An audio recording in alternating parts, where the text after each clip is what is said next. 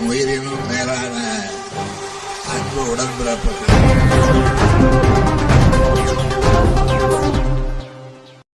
Boer சமுதாயத்திற்கு நலவாரியம் அமைக்க நடவடிக்கை எடுக்கப்படும் என திருச்சியில் நடந்த போயர் கூட்டத்தில் அமைச்சர் KN நேரு பேசியுள்ளார். போயர் சமுதாய நலசங்கத்தின் நிர்வாகிகள் பதவியேற்பு விழா மாவட்ட தலைவர் ரங்கசாமி தலைமையில் நடைபெற்றது. நிகழ்வில் மாவட்ட துணைத் தலைவர்களாக ராஜ், சின்னசாமி, கணேசன், மாவட்ட செயலாளராக சங்கர், மாவட்ட துணை செயலாளராக முருகன், லோகநாதன், மாவட்ட பொருளாளராக குமார் உட்பட நிர்வாகிகள் பதவியேற்றுக் கொண்டனர். இந்நிகழ்வில் தமிழக நகராட்சி நிர்வாகத்துறை அமைச்சர் கலந்து கொண்டு புதிய நிர்வாகிகளுக்கு பொன்னாடை போர்த்தி வாழ்த்து தெரிவித்தார். இதனைத் தொடர்ந்து நிகழ்வில் பேசிய நகராட்சி நிர்வாகத்துறை அமைச்சர் KN நேரு இந்த விழாவில் நலவாரியம் அமைத்து தர வேண்டும் என கோரிக்கை வைத்துள்ளனர். நலவாரியம் அமைப்பதற்காக நடவடிக்கை எடுக்கப்படும். இடஒதுக்கீடு கேட்டுள்ளனர். அது நீதிமன்றம் சம்பந்தப்பட்டது. இதுகுறித்து முதலமைச்சரிடம் முறையிடுவேன். கட்டுமானத்திற்கான தலைவர் பதவியை கேட்டுள்ளனர். இதுகுறித்து முதலமைச்சரிடம் கொண்டு செல்கிறேன்.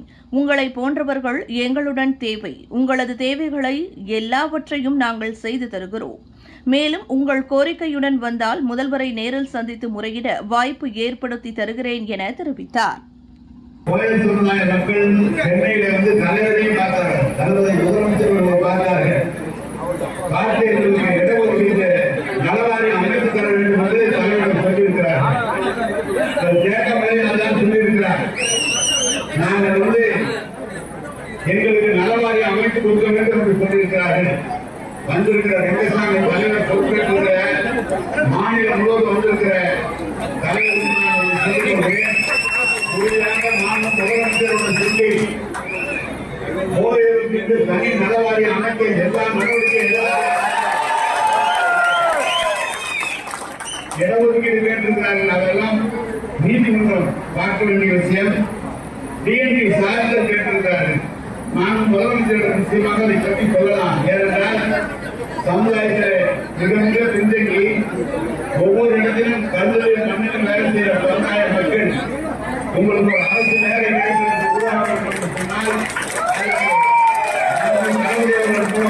நடவடிக்கை நிச்சயமாக எடுப்போம் என்பதை தெரிவித்து சொல்கிறேன்.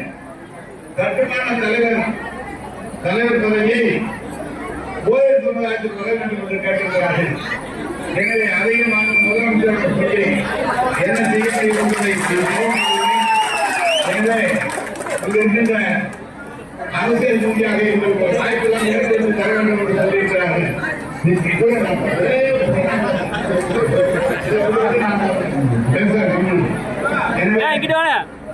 எப்படி திமுக இருக்கிறது என்று சொன்னால் அனைத்து சிறுபான்மை மக்களும் அனைத்து தொழிலாளர்களும் அடிமட்டத்தில் பணியாற்றுகிற தொழிலாளர்கள் ஒப்பந்தக்காரர்களும் கட்டுமான தொழிலாளர்களும் இவர்களெல்லாம் வாக்குறுதி திமுகவுக்கு கிடைக்கிறது என்று சொன்னால் ரங்கசாமி போன்ற தலைவர்கள்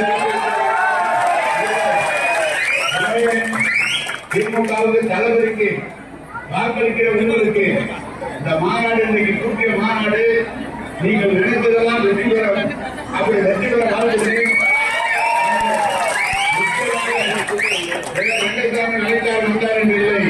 இந்த சமுதாய மக்களுக்கு ஏதாவது எங்களால் செய்ய முடியும் என்று சொன்னால் அதை பெருமையாக கருதி நாங்கள் செயல்படுவோம். ஒட்டுமொத்த அவர்கள்லாம் பெரிய பெரிய சமுதாய மக்கள் அவங்களுக்கு தனியா கட்சி தான் இருக்கு. ஆனால் நம்ம மாதிரி சிறுபான்மை மக்கள் தெரிஞ்சு பேசுகிற மக்கள் இவருடைய இந்த வாக்கு வங்கி என்பது திமுகவுக்கு தலைவலியோட இருக்க வேண்டும். அப்படி இருந்தால்தான் நம்மை கவனிக்கிற ஒரு தலைவராக தளபதி இருக்கிறார். அதற்கு நாம் கைமாறாக சென்னையிலிருந்து வந்திருக்கிறவர்கள், திருப்பூரிலிருந்து வந்திருக்கிறவர்கள், சேலத்திலிருந்து வந்திருக்கிறவர்கள் அவர்கள் எல்லாம் வந்து இந்த கோரிக்கை மக்களோடு சென்னைக்கு வந்தால் குப்பையத்தில் இருந்த நிலம் குறைவர்கள் எல்லா பகுதியிலும் வந்திருக்கிற மக்கள் இந்த கோரிக்கையோடு வந்தால் நாம் முதலமைச்சர்களை சந்திக்க வைத்து நேரடியாக முதலமைச்சருடைய இந்த கோரிக்கையை கொடுக்கிற அந்த பணியை நாம் செய்வோம். ரங்கசாமி நல்ல வலுவான சாதாரண ஆள் இல்லை,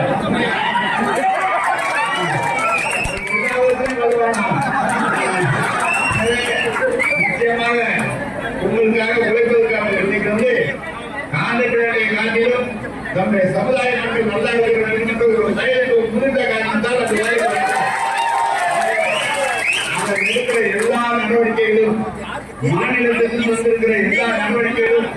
நாங்கள் நிச்சயமாக உங்களுக்கு உறுதுணையாக இருப்போம் என்பதை சிந்தித்து கேட்டால்